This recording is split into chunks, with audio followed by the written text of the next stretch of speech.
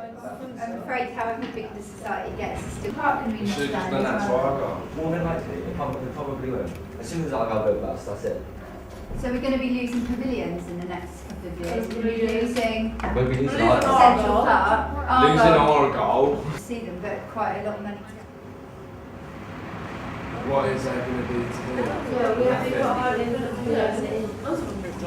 Literally, there's Because it's like the only venue. So how, we go back to the big society then, how do you, they could have got the word out about what it means a bit better? You get like little bits of the community. So doing like projects where you're cleaning Yeah, up your like building a area. park or something. Yeah.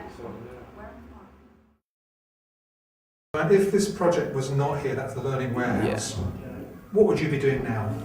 I'd probably be in jail or a tramp or like living on the streets and that. Like this has helped me a lot really, this programme. Hopefully it'll get me a job in the future as well.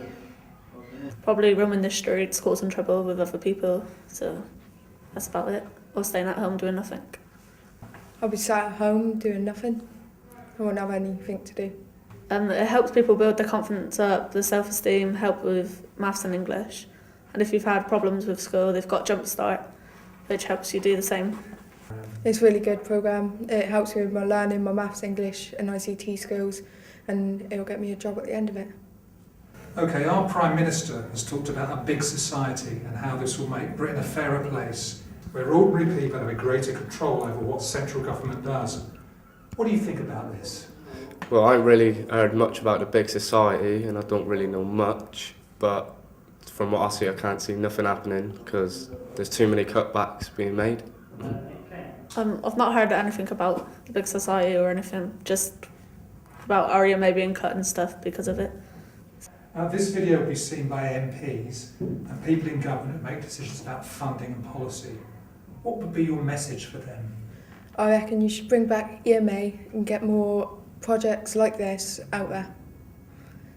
Bring back EMA and keep it because people my age will need it. There's young parents out there that need to support their children and can't really get child benefits and stuff because they're not old enough. So, and help them with education to get to college and pay rent and stuff.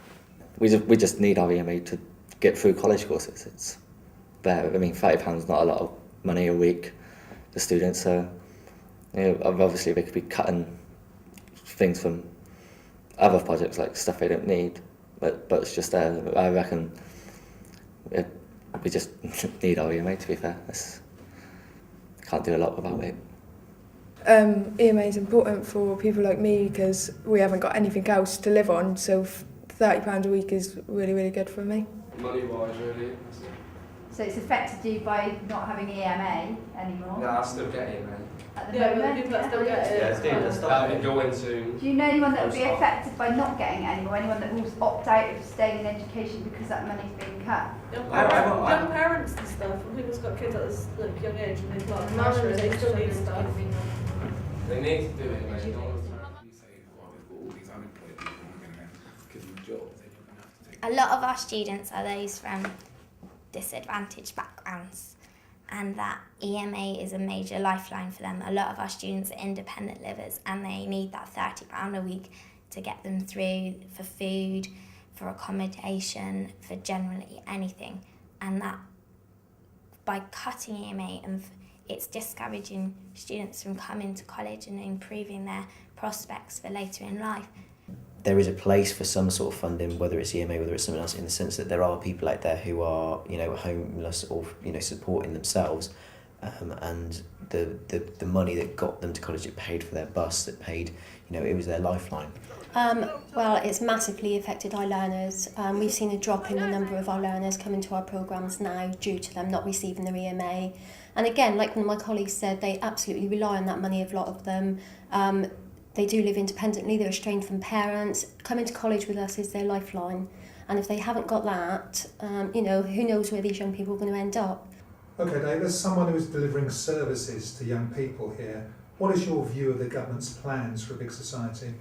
Well, I suppose the first thing that springs to mind with the big society, and probably a question that a lot of people would ask, is what is it? I think it's because it's not something that's perhaps specifically measurable or has any specific targets. It almost comes across as quite a subjective sort of thought in a sense. Or so I think what is the big society would be something that first of all springs to mind.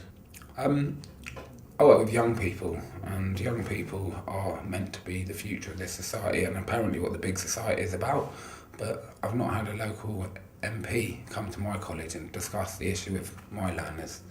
And to say that this is about young people when it's actually decisions made by people in suits who are completely devolved from where my learners are and they don't get their input, I'd say, why don't you come down here and come into the colleges and come into the schools and ask, rather than asking me what the big society is, ask my learners what the big society is, because most of them will not have a clue. Yeah, that's it. And I believe they need to get themselves down into communities and go face to face and see what impact this is having on, society, young people, parents, educators, and then reconsider what they're doing. The main problem with RIDE is that people ending up working, they don't actually have time to give into